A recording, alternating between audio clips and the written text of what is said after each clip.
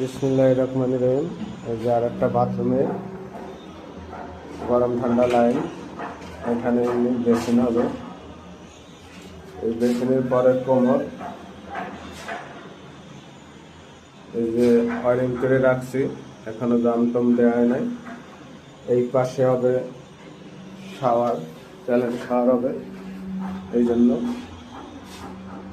Line করে রাখা হয়েছে। এক পাশে শাওয়ার দেওয়া হয়েছে।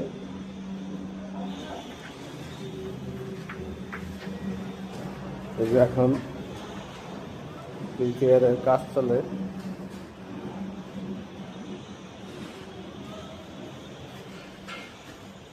এই পাশে